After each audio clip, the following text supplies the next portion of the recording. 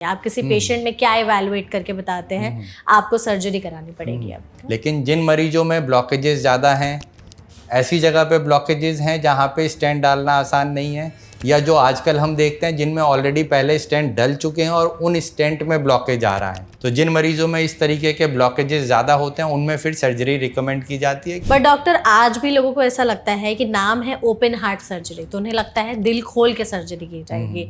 सच में ऐसा होता है? 99% केसेस में बीटिंग हार्ट सर्जरी होती है, हार्ट को रोकने की ज़रूरत नहीं पड़ती है और बिना हार्ट को रोके ही पूरा ऑपरेशन हो सकता है। लेकिन जिन मरीज़ों में वैल्व की दिक्कत है, दिल में छेद है, मांसपेशी बढ़ गई हैं, वैल्व में लीकेज या ब्लॉकेजेस आ रहे हैं, उन मरीज़ों को हार्ट को रोक के, हार्ट को खोल के, पुराना वैल्व निकाल के, या दिल में छेद है तो उसे बंद करने की सर्जरी करते हैं। उसको अगर हम कहा जाए कि वो ओपन हार्ट सर्जरी शायद सही मायनों में होगी। लेकिन तो ये ओपन हार्ट सर्जरी का क्या है टोटल सक्सेस रेट या फेलियर रेट ऐसा? ओपन हार्ट सर्जरी का ही सक्सेस रेट करीब 98-99% है ना। हाँ, लेकिन हर एक पेशेंट में ये नहीं कि अगर किसी का दिल बहुत कमज़ोर है, मेजर हार्ट अटैक हुआ था, उस केसेस में रिस्क हो सकता है 10 या 15% भी हो। लेकिन अगर स्टेबल एंजाइना का इलेक्टिव पेशेंट है जिनको दर्द के अलावा और कोई दिक्कत नहीं है, हार्ट का फंक्शन अच्छा है, उस केसेस में तो ऑलमोस्ट 99 से भी ज़्यादा सेफ्टी रहती है। तो ये जो मिनिमल इन्वेजिव सर्जरी है जैसा इसका नाम है, तो क्या इसमें कट्स वगैरह ज़्यादा नहीं लगता? मिनिमल इन्वेजिव और रोबोटिक सर्जरी में कोई हड्डी नहीं काटी जाती है। रोबोटिक सर्जरी है, क्या रोबोट्स करते हैं? नहीं, रोबोटिक सर्जरीज रोबोट नहीं करते हैं। रोबोटिक सर्जरी में रोबोट सर्जन को असिस्ट करते हैं। तो इंस्ट्रूमेंटेशन जो है वो सर्जन के हाथ के रेप्लिकेट करता है। अगर मुझे कोई भी मूवमेंट करना है तो पूरा वो मेरे हाथ को रेप्लिकेट करेगा। यदि मेरी आँख मेरे कंसोल से जैसे थोड़ी सी भी अलग होगी तो इंस्ट्रूमेंट वहीं फ्रीज हो जाते हैं। साइंस हम देख सकते हैं जो बताते हैं कि शायद सर्जरी सही से नहीं हुई है या कुछ तो गड़बड़ हो रहा है। वो नॉर्मल सर्जरी की तरह ही, जैसे यदि सांस फूल रही है, जहाँ पे चीरा लगा है वहाँ पे रेडनेस है, पेन अचानक से बढ़ गया है, पैरों में सूजन आ रही है, ऐसे अगर वार्निंग सिम्टम्स हैं तो फिर दोबारा से डॉक्टर को जाके सलाह लें।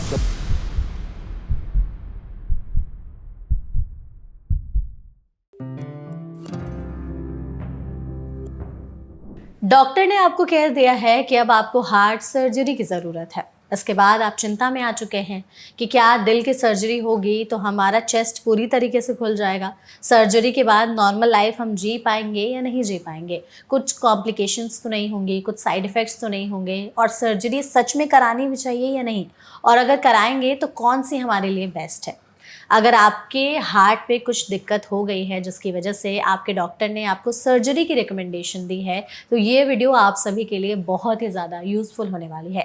आज के इस पॉडकास्ट को हम लोगों ने खास करके इसलिए ऑर्गेनाइज़ किया है ताकि हम हार्ट सर्जरी के बारे में हर एक डिटेल जानकारी जान सके, समझ सके, नौबत क्यों आ जाती है हार्ट की सर्जरी कराने की, किस तरीके की सर्जरी होती है, कितने टाइप्स की होती है, क्या कॉम्प्लिकेशंस होते हैं, क्या प्रोसीजर होते हैं, एलिजिबिलिटी क्राइटेरियाज क्या होते हैं, किन में इस तरह की चीज़ें जो है उसका पूरा प्रोसेस क्या क्या हो सकता है। स्टार्ट से एंड तक इसको हर एक ब्रीफ जानकारी की तरह समझने और जानने की कोशिश करेंगे, जिसके लिए हमारे साथ इस सेशन में एक बहुत ही स्पेशल एक्सपर्ट मौजूद हैं जो हार्ट सर्जन ही हैं, और आई थिंक इस टॉपिक पर उनसे बात करने के लिए हमारे अच्छा कोई और एक्सपर्ट नहीं हो सकता था। हमारे साथ है डॉक्टर आदित्य कुमार सिंह जो कि डायरेक्टर हैं मिनिमल इन्वेजिव और robotic surgery department max hospital में। तो डॉक्टर, सबसे पहले तो इस सेशन में आपका बहुत बहुत स्वागत है। Thank you so much doctor हमारे साथ जुड़ने के लिए। और आप हार्ट सर्जन हैं तो आई एम श्योर आपने बहुत सारे लोगों के दिल को देखा होगा और सर्जरी परफॉर्म की होगी आए दिन, और आई एम डेफिनेटली श्योर कि आप आजकल में भी कोई ना कोई सर्जरी करके आए ही होंगे। तो हम आपसे यही चाहेंगे कि हमारी ऑडियंस के लिए हार्ट सर्जरी के बारे में हम उनको आसान भाषा में सारी चीज़ें समझा सकें ताकि उनके मन में कोई भी कन्फ्यूजन हो, जो चीज़ें वो जानना चाहते हैं वो इस पॉडकास्ट के ज़रिए जान और समझ पाए। सबसे पहले हम यही चाहते हैं डॉक्टर कि प्लीज़ आप ये बताइए कि अगर हमें जानना हो कि अब तक आपने कितने लोगों का दिल देखा है या कितने लोगों के दिलों की सर्जरी की है, कोई आंकड़ा है ऐसा? मैंने करीब 4 से 5 हज़ार लोगों का दिलों का ऑपरेशन किया है। 4 से 5 हज़ार लोगों करीब 15 साल हो गए मुझे सर्जरी करते हुए, और इन 15 साल में करीब 4 से 5 हज़ार के बीच में कुछ मैंने सर्जरी की होगी। वाह, तो इतने लोगों के जब आप दिल देखते हैं तो आपको कुछ अभी तक तो आई एम श्योर इतना आइडिया हो गया होगा कि इन लोगों ने कुछ तो ऐसे किया होगा गलत काम या गलतियां की होंगी जिसकी वजह से सर्जरी की नौबत आती है। तो कुछ ऐसे है रेड फ्लैग्स वगैरह या कुछ कॉमन मिस्टेक्स जो आज के समय में पेशेंट्स कर रहे हैं, जो सीधे हार्ट की सर्जरी के रिकमेंडेशंस मिल जाते हैं उनको? ये तो नहीं कहूँगा कि गलत काम किए होंगे, लेकिन बहुत सारी चीज़ें ऐसी हैं कि जो आज की तारीख में हम अवॉइड नहीं कर पा रहे हैं, जिसकी वजह से हार्ट की तकलीफ ज़्यादा बढ़ गई है ना। जैसे शुगर की परेशानी है, वो जो हार्ट के साथ संबंधित है। अब अगर हार्ट की दिक्कत नहीं भी है, लेकिन किसी मरीज़ को अगर शुगर की परेशानी है, तो जितनी लंबी डायबिटीज़ चलेगी उनको हार्ट की बीमारी होने की संभावना उतनी ज़्यादा हो जाएगी। स्मोकिंग है जो कि आज की तारीख में बहुत फ्रीक्वेंट है।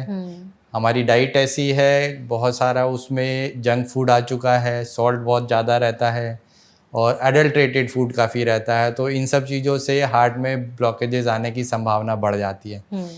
कुछ चीज़ें हम इनमें मॉडिफाई कर सकते हैं, लेकिन काफ़ी सारी चीज़ें ऐसी हैं कि जो हम मॉडिफाई नहीं कर सकते। हमारे हाथ तो उस चीज़ों के लिए हमारी जागरूकता ही हमारे हार्ट को सही समय पे हमें बीमारी पता करने में मदद कर सकती है। बिल्कुल। और ये बहुत कॉमन है कि हमें छाती में दर्द होता है या सांस फूलती है, और अक्सर मरीज़ उसको इग्नोर कर देता है कि नहीं ये तो कुछ भी नहीं है, या मेरी तो अभी उम्र सिर्फ 40-45 साल है, मुझे तो अभी कुछ नहीं हो सकता। तो यदि पेशेंट को कुछ तकलीफ़ होती है और वो उसको लंबे समय तक इग्नोर करता है, तो बीमारी काफ़ी बढ़ सकती है, जिसको हम काफ़ी पहले आराम से पकड़ा जा सकता था यदि सही समय पे वो जानकारी या डॉक्टर से सलाह लेता। बिल्कुल। इसमें आपने कहा ना कि जैसे कुछ चीज़ें हैं जो मॉडिफाइबल है, कुछ चीज़ें नॉन मॉडिफाइबल है। मॉडिफाइबल में आई एम श्योर हमारी डाइट होगी, हमारी लाइफस्टाइल हैबिट्स होगी, स्मोकिंग अल्कोहल वाली, या हमारे डायबिटीज़ या बीपी की अगर प्रॉब्लम है तो कंट्रोल करने का होगा।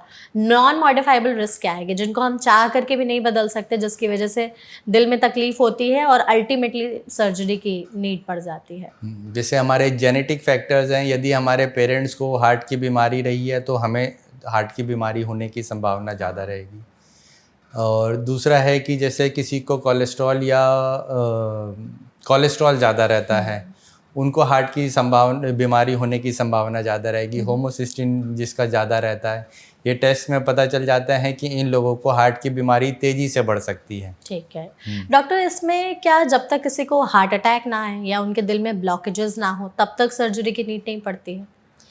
नहीं, हार्ट अटैक ना आए ऐसा तो नहीं है कि उसको सर्जरी की ज़रूरत नहीं पड़ेगी, बल्कि अगर देखा जाए तो 80% मरीज़ों में बिना हार्ट अटैक के ही पता चल जाता है कि हार्ट में तकलीफ़ हो रही है। ज़्यादातर मरीज़ों को छाती में दर्द होगा, जो कि लेफ़्ट साइड में, हाथ में या जॉ में, या सांस फूलने की तकलीफ़ होगी कि मेरी मेहनत करने पे सांस फूल जाती है। इन सिम्टम से उसको हार्ट की बीमारी का पता चल सकता है। यदि उसने सही समय पे जांच कराई, एंजियोग्राफी हो गई, तो उसे ब्लॉकेजेस आ सकते हैं। लेकिन हाँ, 20% मरीज़ों में हार्ट की परेशानी सीधे हार्ट अटैक की तरह ही प्रेजेंट करती है कि अचानक से उसे दर्द हुआ, जांचें कराई तो उसमें मेजर या माइनर हार्ट अटैक हुआ होगा, और उसमें उसे पहली बार पता चलता है कि उसको हार्ट की बीमारी है। जैसे डायबिटीज़ के मरीज़ हैं, उनको बहुत लेट स्टेज में पता चलेगा कि उनको हार्ट की बीमारी है। ऐसे में डॉक्टर, अगर किसी को समझना हो कि वो कौन से कंडीशंस हैं या वो कौन से डिजीज़ है जो अल्टीमेटली आपको लैंड करा देते हैं कि अब आपको दिल की सर्जरी कराने की ज़रूरत पड़ती है, आप किसी पेशेंट में क्या इवैल्यूएट करके बताते हैं आपको सर्जरी करानी पड़ेगी अब? तो देखिए, इसमें दिल की ब्लॉकेजेस या दिल की बीमारी का इलाज कई तरीके से हो सकता है, जिसमें सबसे पहले तो दवाइयों से ही उसका इलाज होता है। दूसरा तरीका है कि अगर हार्ट की नसों में ब्लॉकेज है तो उसमें स्टेंट डाल के उनका इलाज किया जाता है। तो जिन मरीजों में ब्लॉकेजेस की संख्या कम है या बहुत डिस्क्रीट लीजन है जिसमें स्टेंट आराम से लंबे समय तक कारगर रहेंगे, वो केसेस में फिर स्टेंट डाल के उनका इलाज होगा। लेकिन जिन मरीजों में ब्लॉकेजेस ज़्यादा हैं, ऐसी जगह पे ब्लॉकेजेस हैं जहाँ पे स्टेंट डालना आसान नहीं है, या जो आजकल हम देखते हैं जिनमें ऑलरेडी पहले स्टेंट डल चुके हैं और उन स्टेंट में ब्लॉकेज आ रहा है ना। तो ऐसे कई मरीज़ हमारे पास आते हैं कि जिनको पहले 1 या 2 बार स्टेंट हो चुके हैं, तो 3-4 साल में स्टेंट हुआ था, फिर उन स्टेंट में फिर से ब्लॉकेजेस आ गया। तो एक लिमिट आप कब तक स्टेंट डलवाते रह सकते हैं, और क्योंकि एक बार स्टेंट डलता है, फिर जितने ज़्यादा स्टेंट डलते हैं उसमें ब्लॉकेजेस आने की संभावना बढ़ती जाती है। यदि शरीर में सिर्फ एक स्टेंट डला है आर्टरी में, तो उसमें ब्लॉकेज आने की संभावना कम है। लेकिन यदि 4 स्टेंट पड़े हुए हैं तो 4 में से किसी ना किसी में आगे संभावना बढ़ती जाती है, और बीमारी भी एग्रेसिव रही है। इसका मतलब कि अगर 3 या 4 स्टेंट ऑलरेडी डल चुके हैं, तो जिन मरीज़ों में इस तरीके के ब्लॉकेजेस ज़्यादा होते हैं उनमें फिर सर्जरी रिकमेंड की जाती है, क्योंकि लंबे समय में यदि हम देखें कि 10 साल और 20 साल में आउटकम क्या होंगे, तो उन केसेस में सर्जरी हमेशा लॉन्ग टर्म सक्सेस और सर्वाइवल बेटर करती है। कोई ऐसे टेस्ट हैं जिनको आपने जैसे कहा ना कि दिल में कुछ भी परेशानी हो तो जाके टेस्ट करा लीजिए, वो कौन से टेस्ट हैं जिससे कंफर्म होता है कि दिल में तकलीफ है और ये तकलीफ इतनी बढ़ चुकी है कि अब डॉक्टर सीधे सलाह देंगे कि सर्जरी ही करानी पड़ेगी? जब पेशेंट पहली बार डॉक्टर के पास आता है तो आमतौर पे ईसीजी और इको कराया जाता है कि उसमें एक हमें हार्ट का एक रफ आइडिया मिल जाता है, दिल कितना काम कर रहा है, पहले कोई पुराना हार्ट अटैक तो नहीं है, कोई एक्यूट चेंजेस तो नहीं चल रहे। उसके बाद हम डायग्नोस्टिक डेफिनेटिव टेस्ट में आते हैं कि या तो सीटी कोरोनरी एंजियो करा सकते हैं या नॉर्मल एंजियोग्राफी करा सकते हैं, जिसमें हमें एनाटॉमिकल पता चल जाता है कि ब्लॉकेजेस कहाँ पे हैं और कितने ब्लॉकेज हैं। तो ब्लॉकेज पता करने के लिए नॉर्मल एंजियो हो सकती है जो कि हाथ से या पैर से तार डाल के डाई दे के हो सकती है, या आजकल सीटी एंजियोग्राफी में भी पता चल जाता है कि सीटी कोरोनरी से कि हार्ट की नसों में ब्लॉकेज तो नहीं है। सिटी एंजियोग्राफी टेस्ट को लेकर के ना लोगों के मन में बहुत सारे मिथ्स हैं। हमारे अक्सर ऑडियंस जो है कमेंट में ये चीज़ करते रहते हैं कि नहीं नहीं करानी चाहिए, ये सेफ नहीं है, ऐसा वैसा। आप क्या इस पर कहना चाहेंगे? नहीं, सीटी कोरोनरी तो एक्चुअली काफ़ी सेफ है और किसी भी नॉर्मल सीटी स्कैन की तरह है कि जैसे पेट में दर्द हुआ, पेट का सीटी स्कैन होता है, ब्रेन का सीटी स्कैन है, वैसे ही हार्ट का सीटी कोरोनरी हो जाता है जो कि 5-10 मिनट में हो जाता है। और अच्छी बात यह है कि उसके लिए पेशेंट को एडमिट भी नहीं होना पड़ता और आमतौर पे सीटी फैसिलिटी एज अ जनरल ज़्यादा कॉमनली अवेलेबल है एज़ कम्पेयर टू आप कहीं एंजियोग्राफी करें जिसके लिए एडमिट भी होना पड़ेगा और उसमें थोड़ा सा सीटी के मुकाबले रिस्क भी ज़्यादा हो जाता है। इसमें रेडिएशन वगैरह होता है कुछ? सीटी में थोड़ा सा रेडिएशन होता है और उसके साइड इफेक्ट्स लेकिन वो नॉर्मल एंजियोग्राफी में भी होगा। लेकिन साइड इफेक्ट्स हैं उसके कुछ? अगर सिर्फ प्लेन सीटी या सीटी कोरोनरी हो रहा है तो उसमें साइड इफ़ेक्ट्स बहुत ही कम है। मतलब आज की तारीख में सीटी में रेडिएशन इतना कम होता है कि 1 या 2 सीटी स्कैन से तो किसी को कोई खास फ़र्क नहीं पड़ने वाला। रेडिएशन के साइड इफ़ेक्ट्स जो आमतौर पे बोले जाते हैं वो उनका जिनको रेडिएशन एज अ ट्रीटमेंट दे रहे हैं, जैसे कैंसर के पेशेंट हैं तो उनको रेडिएशन काफ़ी हाई डोज में दिया जाएगा तो उनमें इस रेडिएशन से साइड इफ़ेक्ट हो सकता है। लेकिन अगर एक नॉर्मल सीटी एंजियोग्राफी हो रही है तो उसमें रेडिएशन बहुत ही कम है। जैसे कोई प्रेग्नेंट फीमेल है उनके लिए ख़ास तौर पे हाँ थोड़ी सी दिक्कत कर सकता है, लेकिन नॉर्मल हेल्दी मेल या फीमेल में सीटी कोई खास रेडिएशन से दिक्कत नहीं आ सकती। ठीक है, अगर इन टेस्ट से कंफर्म हो गया कि हाँ इनके हार्ट में ब्लॉकेजेस हैं जो अब सर्जरी के लिए कह रहे हैं कि सर्जरी की ही ज़रूरत पड़ेगी, तो हार्ट सर्जरी करने से पहले किसी भी पेशेंट में आप पूरी तरीके से क्या इवैल्यूएट करके कंफर्म कर लेते हैं कि नहीं अब आप में हार्ट की सर्जरी कराने की नीड आ जाती है? और थोड़ा सा ये भी बताइए कि पेशेंट्स का ज़्यादातर रिएक्शन क्या होता है जब आप उनको ये चीज़ बताते हैं? तो देखिए, अगर पेशेंट दवाइयों से स्टेबल चलता है जिसको हम क्रोनिक स्टेबल एंजाइना कहते हैं और ब्लॉकेजेस बहुत क्रिटिकल नहीं है कि किसी ऐसी जगह पे कि उसका अचानक से यदि ब्लॉकेज होता है तो उसको मेजर हार्ट अटैक की संभावना नहीं है, तो ऐसे मरीज़ों में ज़्यादातर दवाइयों से इलाज किया जाएगा। लेकिन यदि ब्लॉकेज बहुत क्रिटिकल जगह पे है, जैसे लेफ़्ट मेन है जिसमें मेन आर्टरी जो हार्ट की निकल रही है, यदि उसमें ब्लॉकेज आ रहा है 50% या उससे ज़्यादा है, या मल्टीपल ब्लॉकेजेस हैं, या पेशेंट को दवाइयों के बाद भी दर्द होता है, सांस फूलती है, कंट्रोल नहीं हो रहा है, तो वैसे मरीज़ों को फिर ऑपरेशन की सलाह दी जाती है। तो ऑपरेशन की जब हम पेशेंट को हम सलाह देते हैं तो एज अ ओवरऑल पूरे पेशेंट का चेकअप किया जाता है कि हाँ ऑपरेशन एक छोटा सा पार्ट है लेकिन ऑपरेशन से पेशेंट पूरी तरीके से रिकवर कर पाएगा कि नहीं, उसके शरीर में और कोई ऑर्गन सिस्टम इन्वॉल्व है कि नहीं, लिवर है, किडनी की दिक्कत तो नहीं है। यदि वैसा कुछ है तो पहले हम उसको स्टेबल करना चाहते हैं कि हाँ यदि इमरजेंसी नहीं है तो किडनी और लीवर और ब्रेन जितना बेहतर हम कर पाएँ उसके बाद ऑपरेशन किया जाएगा। तो ये सारे टेस्ट पहले किए जाएंगे और उसके बाद सर्जरी बताई जाएगी। सर्जरी हम कौन सी कर सकते हैं वो पेशेंट की कंडीशन और जांचों के हिसाब से फिर डिसाइड करते हैं कि ओपन सर्जरी करेंगे, मिनिमल इन्वेजिव करेंगे या रोबोटिक उनके लिए ऑप्शन हो सकता है। ये हम कैसे डिफरेंशिएट करें कि कितने तरीके की सर्जरी होती है और किन पेशेंट्स में क्या देख करके या किन कंडीशंस के हिसाब से कौन सी सर्जरी रेकमेंड की जाती है? देखिए, ओपन सर्जरी तो ज़्यादातर पेशेंट में करी ही जा सकती है। लगभग जिसको भी हार्ट सर्जरी बताई जाएगी उनमें ओपन सर्जरी की जा सकती है। मिनिमल इन्वेजिव और रोबोटिक्स हार्ट सर्जरी जो होती है वो कह सकते हैं कि 70 से 80% पेशेंट जिनको सर्जरी एडवाइस है उसमें कर सकते हैं, लेकिन 15-20% पेशेंट ऐसे होंगे जिसको हम मिनिमल इन्वेजिव या रोबोटिक से नहीं करना चाहेंगे। और ज़्यादातर उनमें वो पेशेंट होंगे जिनका हार्ट या तो बहुत कमज़ोर हो चुका है कि जिसमें जितने जल्दी सर्जरी की जाए वो बेहतर रहता है, या जिसको मेजर हार्ट अटैक हुआ है ऐसे में कह सकते हैं कि जो इमरजेंसी टाइप की सर्जरी होगी उसमें हम रोबोटिक और मिनिमल इन्वेजिव सर्जरी नहीं प्रिफर नहीं करते हैं। वो भी इंडिविजुअल हर एक पेशेंट को असेस करना पड़ेगा। एक ब्लैंकेट कहना कि हाँ जी ये इसमें कर सकते हैं, पॉसिबल शायद नहीं होगा। ठीक है, तीनों सर्जरीज को हम थोड़ा सा ब्रीफ करके समझने की कोशिश करेंगे। सबसे पहले हम ओपन हार्ट सर्जरी की बात करते हैं, जो आई थिंक इंडिया में मोस्ट कॉमन परफॉर्म सर्जरी में से एक है। बट डॉक्टर, आज भी लोगों को ऐसा लगता है कि नाम है ओपन हार्ट सर्जरी तो उन्हें लगता है दिल खोल के सर्जरी की जाएगी। सच में ऐसा होता है? दिल खोल के सर्जरी नहीं करते हैं। ज़्यादातर सर्जरी जो है सिर्फ सामने की छाती की हड्डी काट के उसे खोल के हार्ट को अप्रोच करते हैं। उसके बाद जो हार्ट के नसों में ब्लॉकेज है उसमें तो दिल खोलने की बिल्कुल ज़रूरत नहीं होती है, ऊपर से ही बाईपास ग्राफ्ट लगा दिए जाते हैं। 99% केसेस में बीटिंग हार्ट सर्जरी होती है, हार्ट को रोकने की ज़रूरत नहीं पड़ती है और बिना हार्ट को रोके ही पूरा ऑपरेशन हो सकता है। लेकिन जिन मरीज़ों में वैल्व की दिक्कत है, दिल में छेद है, मांसपेशी बढ़ गई हैं, वैल्व में लीकेज या ब्लॉकेजेस आ रहे हैं, उन मरीज़ों को हार्ट को रोक के, हार्ट को खोल के, पुराना वैल्व निकाल के, या दिल में छेद है तो उसे बंद करने की सर्जरी करते हैं। उसको अगर हम कहा जाए कि वो ओपन हार्ट सर्जरी शायद सही मायनों में होगी, लेकिन वो सिर्फ वैल्व के या उस दिल में जिनको छेद होता है वो मरीजों को कहेंगे। जिनमें नसों में ब्लॉकेज होता है उनके हार्ट को रोका नहीं जाता और बिना हार्ट को रोके ही बाईपास ग्राफ्टिंग कर सकते हैं। बीटिंग हार्ट सर्जरी मतलब हाँ, धड़कते दिल पर धड़कते सर्जरी दिल पर करना सर्जरी कितना करते हैं। कॉम्प्लिकेटेड या कैसा होता होगा? कॉम्प्लिकेटेड तो है, लेकिन उसमें आज की तारीख में चीज़ें इतनी सेफ हो चुकी हैं और स्टैंडर्डाइज हो चुकी हैं।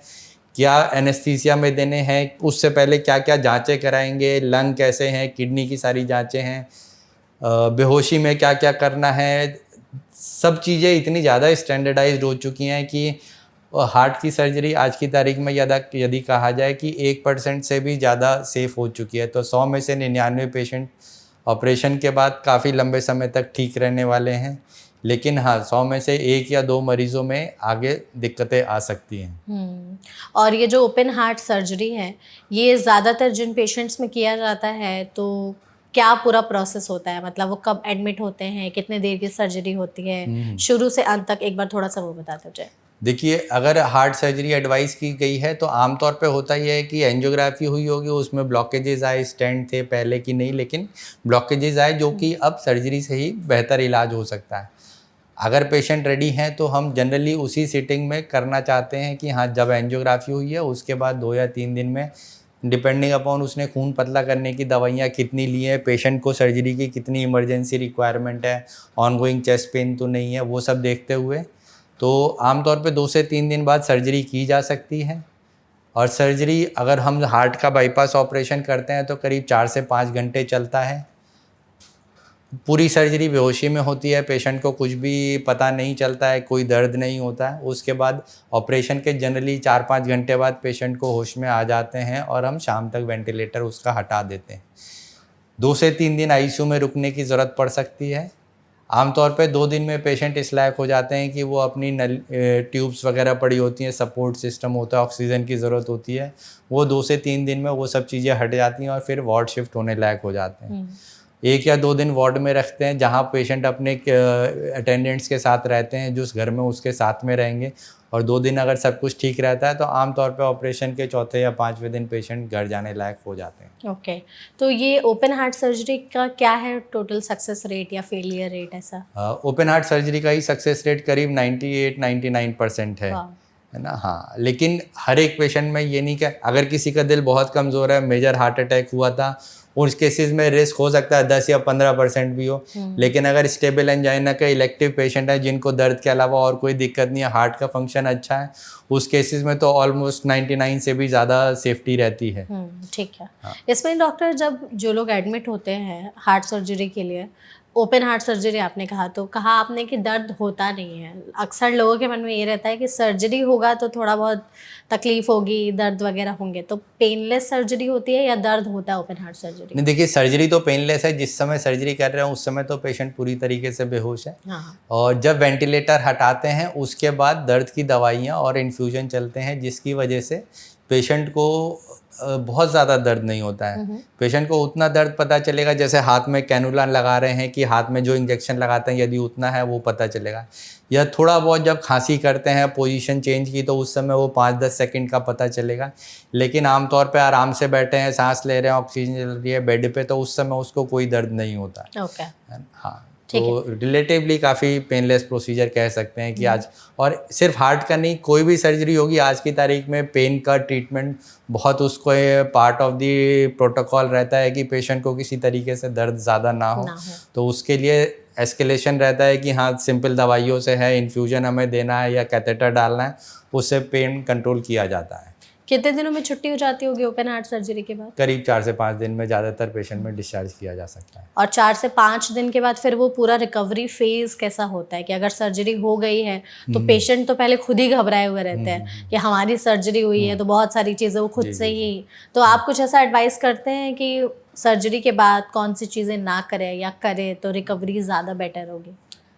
सर्जरी के बाद यदि हम रिकवरी का देखते हैं तो अगर हम इसको 2 मेजर कैटेगरी में कह सकते हैं। एक जिनकी हड्डी काट के सामने से नॉर्मल तरीके से ऑपरेशन हुआ है, उसमें रिकवरी में तब तक समय हम कह सकते हैं जब तक हड्डी जुड़ने का समय लगता है, जो कि 6 से 8 हफ्ते रहेगा। तो 6 से 8 हफ्ते पेशेंट को एहतियात बताया जाएगा कि हाँ आप कोई भारी वज़न ना उठाएं, बहुत ज़्यादा करवट ना लें, खांसी बहुत ज़्यादा नहीं होनी चाहिए जिससे हड्डी पर जोर पड़े और हड्डी जुड़ने में दिक्कत करे।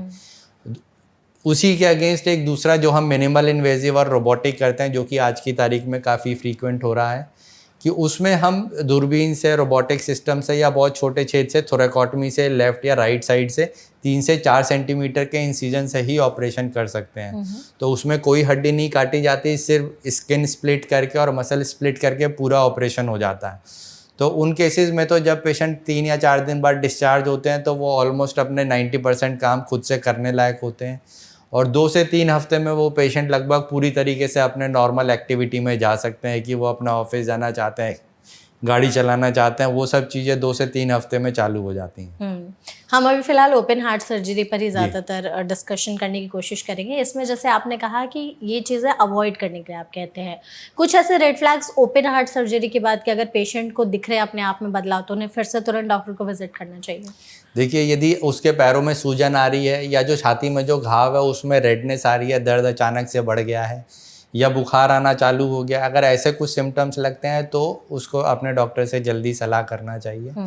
आमतौर पे हम 4 से 5 दिन बाद पेशेंट को छुट्टी करने के बाद दोबारा बुलाते हैं ये सब चीज़ें देखने के लिए कि हाँ घर पे जाके पेशेंट पूरी तरीके से ठीक है कि नहीं। और ओपन हार्ट सर्जरी एक्चुअल कितना पूरा टाइम लेती है फुल्ली रिकवर होने में, मतलब अगर एक समझना हो? अगर फुल्ली रिकवर का देखा जाए तो 6 से 8 हफ्ते का समय लग सकता है। उसके बाद एक हार्ट का पूरा चेकअप करवाते हैं जिसमें दिल कितना काम कर रहा है, वैल्व में कोई दिक्कत तो नहीं है, हड्डी पूरी तरीके से जुड़ चुकी है कि नहीं, बाकी लैब पैरामीटर्स कोलेस्ट्रॉल वगैरह कंट्रोल्ड है, शुगर कैसी चल रही है, ये सारी चीज़ें हम मेजर करते हैं। और जब 6 से 8 हफ्ते बाद ये सारी चीज़ें ठीक आती हैं तो फिर हम पेशेंट को कहते हैं कि आप पूरी तरीके से अपने नॉर्मल एक्टिविटी में जा सकते हैं। लेकिन हार्ट सर्जरी के बाद कई लोग खुद से ही जैसे ड्राइविंग हो गया या कोई भारी काम करने वाली चीज़ें हो गई वो अवॉइड करते हैं, ये एडवाइजेबल होता है कि लाइफ टाइम आप अवॉइड करें या फिर कुछ दिनों के लिए? डिपेंड करता है किस चीज़ की सर्जरी हुई है। अगर बाईपास ऑपरेशन हुआ है नसों में ब्लॉकेज के लिए तो 90% पेशेंट अपने पूरी सब तरीके से काम कर सकते हैं। हैवी एक्टिविटी करना है, गाड़ी चलाना है, भारी वजन उठाना है, सब कर सकते हैं। उसी के अगेंस्ट दूसरी एक कैटेगरी होती है जिनका वैल्व का ऑपरेशन हुआ होगा, जिसमें हो सकता है हम खून पतला करने की दवाई दे रहे हों, है ना, या फिर जिनको पहले से हार्ट कमज़ोर है कि हार्ट प्रॉपर फंक्शन नहीं कर रहा है, तो ऐसे मरीजों में कुछ लाइफस्टाइल रिस्ट्रिक्शन भी बताया जा सकता है कि हाँ आप ये चीज़ें अवॉइड करें जिससे आपको हार्ट की तकलीफ आगे ना बढ़े। ओके। इसमें डॉक्टर जैसे ओपन हार्ट सर्जरी किसी ने कर ली तो ऐसे चांसेस होते हैं कि वापस से सर्जरी की नीड पड़ सकती है? हाँ, अगर यदि ओपन हार्ट सर्जरी होती है तो उसमें वापस से दोबारा सर्जरी की या कुछ इंटरवेंशन करने की ज़रूरत पड़ सकती है। इसमें हम ये कहते हैं कि जो हम बाईपास ऑपरेशन करते हैं उसमें एक तो पैर से नस ली जाती हैं और दूसरे नसें होती हैं जो हम अंदर से छाती से ही आर्टीरियल ग्राफ्ट निकालते हैं। यदि आर्टीरियल ग्राफ्ट ज़्यादा लगे हैं, टोटल आर्टीरियल बाईपास हुआ है, तो उनमें करीब करीब 15 से 20 साल ब्लॉकेजेस आने की संभावना बहुत कम रहती है। यदि वो शुरुआत के 3-4 महीने ठीक ठाक पेशेंट ने दवाई खाई है और अपना ढंग से ख्याल रखा है, तो एक बार जो एक्यूट फेज़ निकल जाता है उसके बाद 15-20 साल आराम से वो बिना ब्लॉकेजेस के निकाल सकता है। उसमें लेकिन उसको रेगुलर दवाई खानी पड़ेगी, शुगर का कंट्रोल रखना है, कोलेस्ट्रॉल वगैरह का उस पर ध्यान देना है। उसी के अगेंस्ट जब हम पैर से नसें निकालते हैं तो उसमें ब्लॉकेजेस आने की संभावना थोड़ी ज़्यादा होती है। हम कह सकते हैं कि यदि 10 साल का हम उनका लॉन्ग टर्म देखेंगे तो करीब 20 से 30% मरीजों में जिनकी पैर से निकाल के वेंस लगी हुई होंगी तो उनमें ब्लॉकेजेस आ सकता है, या नेटिव वेसल में डिजीज़ प्रोग्रेस कर सकती है। जैसे हमने कहीं पे बाईपास ग्राफ्ट लगाया, उसके आगे ब्लॉकेजेस आ सकते हैं। तो उसमें भी अगर नया ब्लॉकेजेस आ रहे हैं तो वो काफ़ी समय लेता है। तो आप कह सकते हैं कि 10 से 15% पेशेंट्स में 10 साल के बाद कुछ इंटरवेंशन की ज़रूरत पड़ सकती है। 2 से 4% पेशेंट, 5% पेशेंट कह सकते हैं कि उससे जल्दी उनमें कुछ ज़रूरत पड़ेगी। लेकिन शुरुआत के 6 महीने का एक बार जो एक्यूट समय है कि उस समय अगर उसने दवाइयाँ ठीक से खाई हैं, वो समय निकल गया तो फिर अगले 8-10 साल रिलेटिवली काफ़ी सिम्टम फ्री रहेंगे और ब्लॉकेजेस आने के चांस कम रहेंगे। फिर 8-10 साल बाद फिर धीरे धीरे जैसे जैसे सीवियरिटी बढ़ती है तो फिर दोबारा से ब्लॉकेजेस आने की संभावना रहती है। ओपन हार्ट सर्जरी की करीब हम माने कि 2 लाख से 4 लाख के बीच में जा सकती है, डिपेंड करता है किस हॉस्पिटल में किस सिटी में आप करवा रहे हैं। लेकिन हाँ, ज़्यादातर आयुष्मान भारत और CGHS ECHS रेट भी करीब वही 2 लाख के आसपास होता है। तो 2 लाख से 4 लाख के बीच में ज़्यादातर सर्जरी की जा सकती है। और ये कितने सालों से की जा रही है सर्जरी? ओपन हार्ट सर्जरी तो यदि देखा जाए तो कम से कम नहीं तो 70-80 साल से तो चल ही रही है। और इंडिया में भी करीब करीब 30-40 साल से तो बहुत फ्रीक्वेंट और अवेलेबल है हार्ट की सर्जरी। तो इस तरीके से की जा रही है। हमने जैसे ओपन हार्ट सर्जरी पर इतना कुछ डिस्कस किया, अब आते हैं हम मिनिमल इन्वेजिव और रोबोटिक सर्जरी, जिसके बारे में आजकल काफ़ी बातचीत हो रही है। हालांकि लोगों को अवेयरनेस काफ़ी ज़्यादा कम है, वो अभी भी सोचते हैं कि एक ही तरीके की सर्जरी है ओपन हार्ट सर्जरी। और जैसा कि आपने कहा कि इतने सालों से भी की जा रही है तो लोगों की रिलायबिलिटी उस पर ज़्यादा है। बट अगर हमें ये चीज़ बतानी हो अपने ऑडियंस को कि नहीं, ओपन हार्ट सर्जरी के अलावा भी और 2 तरीके की सर्जरीज़ हैं, तो उसके बारे में थोड़ा सा ब्रीफ बताइए कि मिनिमल इन्वेजिव और रोबोटिक आप किन लोगों को एडवाइस करते हैं? यदि पेशेंट स्टेबल है, उसको इमरजेंसी नहीं है, तो ऐसे में बाईपास ऑपरेशन हो या वैल्व में लीकेज है या स्टेनोसिस हो रही है, वैसे केसेस हम मिनिमल इन्वेजिव और रोबोटिक से कर सकते हैं। मिनिमल इन्वेजिव और रोबोटिक हमें एक्चुअली कैमरा सिस्टम और इंस्ट्रूमेंटेशन इतने अच्छे आज की तारीख में हो गए हैं कि हम ओपन जब हम अपनी नॉर्मल आइज से देखते हैं उससे 10 से 12 गुना मैग्नीफिकेशन के साथ हम रोबोट से देख सकते हैं। तो ऐसे मरीज़ों में काफ़ी अच्छा रोबोटिक का सक्सेस रहता है। लेकिन ज़्यादातर जो इलेक्टिव केस हैं जिनको इमरजेंसी सर्जरी की ज़रूरत नहीं है, उन केसेस में ही रोबोटिक सर्जरी करते हैं। ठीक है, तो ये जो मिनिमल इन्वेजिव सर्जरी है, जैसा इसका नाम है, तो क्या इसमें कट्स वगैरह ज़्यादा नहीं लगता है? मिनिमल इन्वेजिव और रोबोटिक सर्जरी में कोई हड्डी नहीं काटी जाती है। कुछ केसेस पूरी तरीके से रोबोटिकली कर सकते हैं, जिसमें मुश्किल से 3 पोर्ट या 4 पोर्ट जो कि 8 mm के इंसीजन से कर सकते हैं। कुछ केसेस में हमें वर्किंग पोर्ट बनाना पड़ेगा जो कि 2 से 3 सेंटीमीटर का हो सकता है। तो 3 सेंटीमीटर का थोरैकोटमी और रिब्स के बीच में 3 सेंटीमीटर के इंसीजन से पूरी सर्जरी की जा सकती है। ओके, तो ये जिन लोगों में होता है मिनिमल इन्वेजिव रोबोटिक, इसका पूरा एक बार हमें प्रोसेस बता दीजिए कि जब पेशेंट एडमिट होता है तो क्या चीज़ें देख करके शुरू से लेकर के अंत तक किस तरीके का पूरा प्रोसेस होता है? जब पेशेंट एडमिट होता है हम उसको देखते हैं कि सर्जरी हमें क्या क्या सर्जरी करनी है, कितने ग्राफ्ट लगाने हैं। सर्जरी में हमें अगर हमें बाईपास ऑपरेशन करना है तो मल्टीपल ब्लॉकेजेस, एंडाट्रेक्टमी तो नहीं करनी है, साथ में वाल्व का ऑपरेशन तो नहीं करना है, ये सब चीज़ें देखते हैं। दूसरा है कि अगर हमें रोबोटिक या मिनिमल इन्वेजिव करना है तो कई बार हमें एक साइड का लंग बंद करने की ज़रूरत पड़ सकती है। तो यदि किसी पेशेंट को पहले से लंग की दिक्कत है, टीबी हुई है, लंग ज़्यादा चिपका हुआ है या उसमें पहले पानी निकाला गया जिसमें हम एंटिसिपेट करते हैं वो सिंगल लंग वेंटिलेशन टॉलरेट नहीं कर पाएगा, तो वैसे केसेस हम शायद रोबोटिकली नहीं कर पाएंगे। लेकिन ऐसे शायद 10 या 15% पेशेंट होंगे जो हम रोबोटिक या मिनिमल इन्वेजिव से नहीं कर सकते, लेकिन 80-85% केसेस में हम रोबोटिक कर सकते हैं। और रोबोटिक में लेकिन चूंकि कोई हड्डी नहीं काटी जाती तो उसमें पेशेंट की रिकवरी 2 से 3 हफ्ते में लगभग पूरी तरीके से वो अपने नॉर्मल दिनचर्या में आ सकता है। वाह। मिनिमल इन्वेजिव वाली जो सर्जरी है उसका पूरा ड्यूरेशन कितना होता होगा और उसमें रिकवरी कैसे होती है? मिनिमल इन्वेजिव और रोबोटिक लगभग ओपन हार्ट सर्जरी जितना ही समय लगता है। करीब 4 से 5 घंटे में रोबोटिक या मिनिमल इन्वेजिव सर्जरी आराम से हो जाती है। वेल सर्जरी आज की तारीख में अच्छे सेंटर्स पे ज़्यादातर मिनिमल या रोबोटिक हो चुकी है। बाईपास ऑपरेशन अभी भी ज़्यादातर जगह ओपन होते हैं, लेकिन अच्छे सेंटर्स पे जहाँ पे रोबोट सिस्टम अवेलेबल हैं, सर्जन्स अच्छे हैं, वहाँ पर बाईपास ऑपरेशन भी 80% केसेस में रोबोटिकली कर सकते हैं। डॉक्टर, जो रोबोटिक सर्जरी है क्या रोबोट्स करते हैं? नहीं, रोबोटिक सर्जरीज रोबोट नहीं करते हैं। रोबोटिक सर्जरी में रोबोट सर्जन को असिस्ट करते हैं। तो इंस्ट्रूमेंटेशन जो है वो सर्जन के हाथ के रेप्लिकेट करता है। अगर मुझे कोई भी मूवमेंट करना है तो पूरा वो मेरे हाथ को रेप्लिकेट करेगा। यदि मेरी आँख मेरे कंसोल से जैसे थोड़ी सी भी अलग होगी तो इंस्ट्रूमेंट वहीं फ्रीज हो जाते हैं। तो अगर ऐसा नहीं है कि हाँ मुझे छींक आ गई, मैंने बाहर निकल के कुछ किया या 2-4 सेकंड के लिए भी मेरी आंखों में कोई दिक्कत होती है तो इंस्ट्रूमेंट अपने आप अंदर कुछ करेगा, वो नहीं हो सकता। तो अगर मेरा जैसे ही कंसोल से मेरा फेस बाहर आएगा, मेरा उसकी पेशेंट की तरफ से मेरी आंखें हटेंगी तो इंस्ट्रूमेंट वहीं पे फ्रीज हो जाते हैं। तो रोबोट अपने आप कुछ नहीं करता है, लेकिन हाँ रोबोट सर्जन के मूवमेंट्स को इतना प्रिसाइज और इतना कंट्रोल्ड बना देता है कि हम जो चीज़ें एक्चुअली आंखों से नहीं कर सकते हाँ। रोबोट से हमें वो 2 मिलीमीटर की चीज़ इतनी बड़ी दिखती है। हाँ। तो वो प्रिसीजन एक आ जाता है कि हाँ, जो कि कैंसर सर्जरी या बाईपास सर्जरी या उन सब में हमें काफ़ी हेल्प करता है। करेक्ट।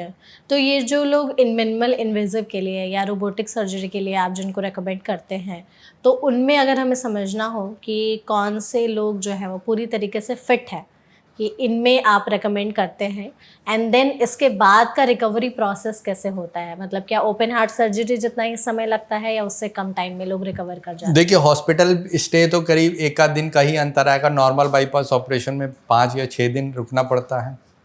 रोबोटिक में 3 या 4 दिन रुकना पड़ेगा, 1 दिन या 2 दिन कम हो सकता है।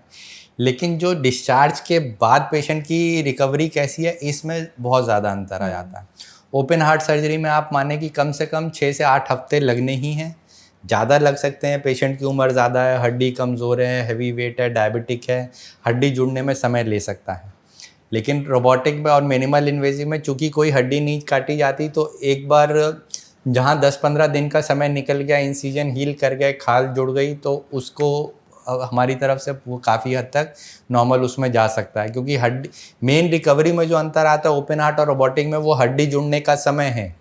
यदि वो सही से नहीं जुड़ी तो वो पेशेंट के लिए आगे जीवन भर की तकलीफ भी बन सकती है। हड्डी में इन्फेक्शन हो गया, आपस में ढंग से नहीं जुड़ी हैं, किसी पेशेंट को वायर जो हम हड्डी जोड़ने के लिए यूज़ करते हैं उससे एलर्जी होती है तो दिक्कत हो सकती है। तो वो जो हड्डी जुड़ने में मेन समय है रिकवरी का, हार्ट के लिए ज़्यादातर वही समय लगता है, जो कि 3 महीने भी हो सकता है, 6 महीने भी हो सकता है, और मिनिमल और रोबोटिक में वो चीज़ 2 से 3 हफ्ते में ख़त्म हो जाती है। ओके। और जो लोग रिकवरी वाले फेज़ में होते हैं तो इसमें हम कुछ इमरजेंसी साइंस हम देख सकते हैं जो बताते हैं कि शायद सर्जरी सही से नहीं हुई है या कुछ तो गड़बड़ हो रहा है? वो नॉर्मल सर्जरी की तरह ही, जैसे यदि सांस फूल रही है, जहाँ पे चीरा लगा है वहाँ पे रेडनेस है, पेन अचानक से बढ़ गया है, पैरों में सूजन आ रही है, ऐसे अगर वार्निंग सिम्टम्स हैं तो फिर दोबारा से डॉक्टर को जाके सलाह लें, क्योंकि लोकल इन्फेक्शन हो सकता है। कई बार रिएक्शनरी फ्लूइड हो जाता है कि लंग में पानी भर रहा है, वो चीज़ें हो सकती हैं, या दवाइयाँ कई बार एडजस्ट करने की ज़रूरत होती है, क्योंकि हॉस्पिटल में पेशेंट एक कंट्रोल्ड एनवायरनमेंट में है, तो जो दवाइयाँ हम दे रहे हैं वो चीज़ घर जाके उतनी ही कारगर रहेंगी या उनकी डोज एडजस्टमेंट की ज़रूरत है कि नहीं, वो चीज़ में अंतर आ जाता है। तो यदि ऐसा कुछ लगता है तो अपने डॉक्टर से दोबारा जाके सलाह लें। क्या रोबोटिक या मिनिमल इन्वेजिव सर्जरी के बाद भी दोबारा सर्जरी की नीड आ सकती है कुछ सालों के बाद? जो हार्ट के अंदर काम हुआ है वो रोबोटिक और मिनिमल में सेम ही हुआ है जो ओपन हार्ट सर्जरी में होता है। तो उसमें सर्जरी में हार्ट के ऊपर जो हमने काम किया वो दोनों ही सर्जरी में सेम है। तो ओपन हार्ट सर्जरी करें या रोबोटिक मिनिमल इन्वेजिव करें, 99% हार्ट पे तो सेम ही काम हुआ है।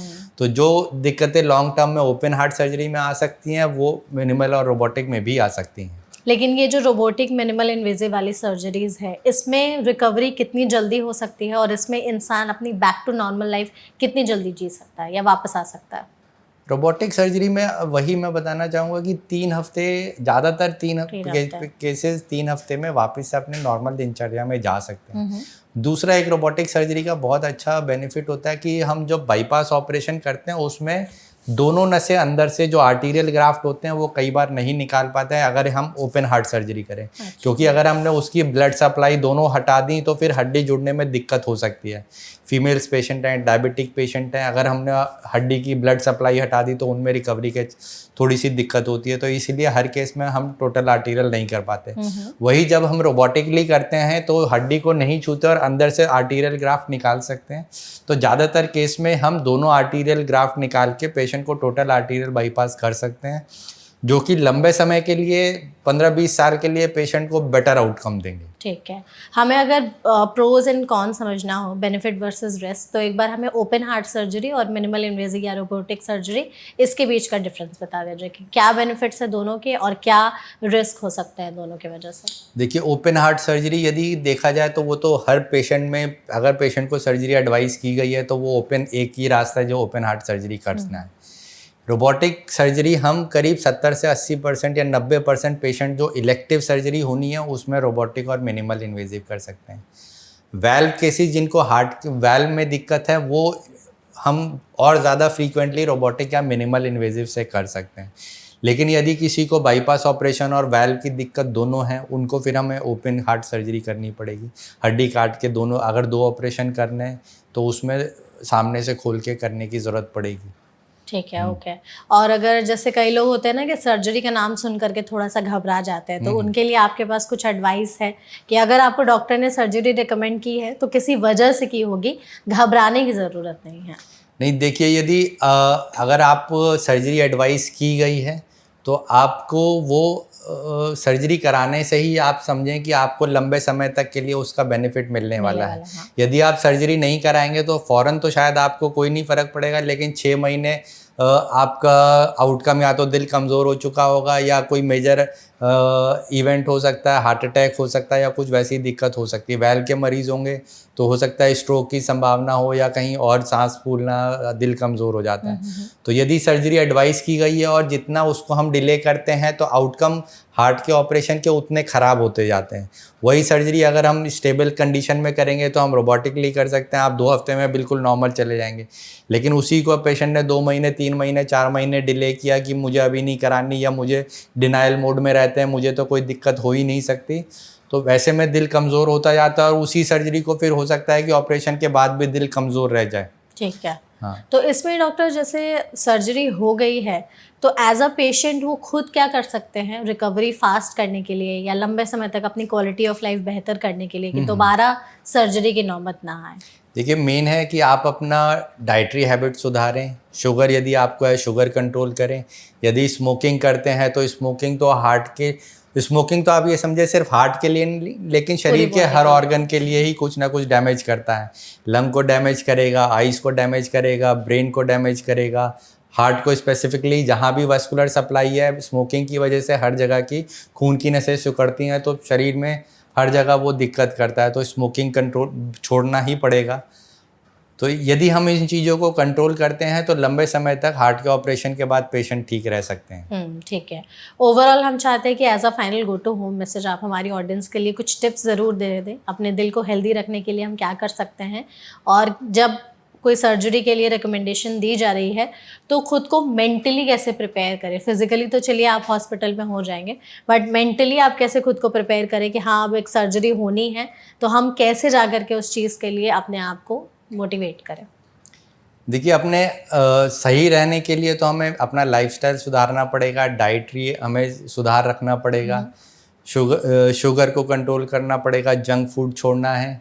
आप यदि नॉर्मल हैं तो जितना लंबे समय तक आप एक्सरसाइज और एरोबिक एक्सरसाइज डेली या वीकली करते रहेंगे उतने लंबे समय तक आप ठीक रहने वाले हैं। स्लीप एक बहुत मतलब हम कहें कि स्लीप एक ऐसी चीज़ है जिसको आदमी बहुत गंभीरता से नहीं लेता है, लेकिन आज की तारीख में यदि आप एक प्रॉपर 6-8 घंटे की स्लीप लेते हैं तो वो आपके शरीर के लिए बेस्ट हो सकती है। आपका एंग्जाइटी लेवल्स कम रहेगा, आपका इन्फ्लेमेशन शरीर का कम रहेगा। तो यदि संभव हो ज़रूर कोशिश करें कि स्लीप एक रेगुलर टाइम पे लें और डेली आप 6 से 8 घंटे ज़रूर लें, क्योंकि डाइट हर आदमी जानता है कि हाँ उसे अच्छा खाना है, लेकिन कितना फॉलो करेंगे पता नहीं। लेकिन हाँ पता उसे है कि, लेकिन स्लीप हम अंडर एस्टिमेट कर देते हैं कि रात को 12 बजे 2 बजे 4 बजे तक भी फ़ोन पे लगे हुए हैं, नाइट ड्यूटी चल रही है, कंटिन्यूस लंबे समय तक वो चीज़ें चल रही हैं। तो यदि हम अपनी स्लीप को भी एक तरीके से हमें एक एक्टिव उसमें लेना है कि उसको भी कंट्रोल करना ज़रूरी है। तो ये अगर हम इनको कंट्रोल करते हैं तो लंबे समय तक हम हेल्दी रह सकते हैं। दूसरा, यदि हार्ट की सर्जरी एडवाइस की गई है तो आज की तारीख में हर चीज़ अवेलेबल है, नेट पे आउटकम्स अवेलेबल हैं, और हार्ट सर्जरी इतनी सेफ़ हो चुकी है कि मुझे नहीं लगता कि यदि पेशेंट को सर्जरी एडवाइस की गई है तो उन्हें बहुत ज़्यादा घबराने की ज़रूरत है।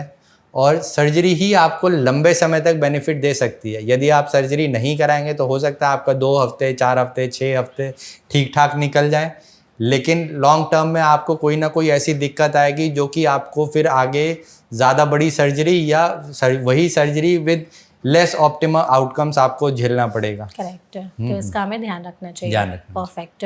तो आई थिंक इस सेशन में डॉक्टर आपने हमें जो हार्ट सर्जरी के बारे में चीज़ें बताई हैं वो आई एम श्योर हमारी ऑडियंस के लिए बहुत ज़्यादा हेल्पफुल रही होंगी। थैंक यू सो मच हमारे साथ इस सेशन में जुड़ने के लिए और अपना कीमती वक्त हमें देने के लिए, और इस टॉपिक पर इतनी चीज़ें जो है आसान भाषा में हमें बताने और समझाने के लिए। आई होप आपने भी सेशन को एंजॉय किया होगा। मैंने इस सेशन को वाकई में बहुत एंजॉय किया। Thank you so much and thank you so much audience इस वीडियो को यहाँ तक देखने के लिए। आई एम श्योर इस सेशन के जरिए हम लोगों ने जो भी बातचीत की है, अगर हार्ट सर्जरी से रिलेटेड आपके मन में तमाम सवाल होंगे उसके जवाब आपको मिल गए होंगे। अगर इसके बावजूद भी कोई मन में सवाल रह गए हो तो कमेंट सेक्शन के जरिए आप हमसे पूछ सकते हैं। हम कोशिश करेंगे एक्सपर्ट के जरिए उन सभी सवालों के जवाब देने के।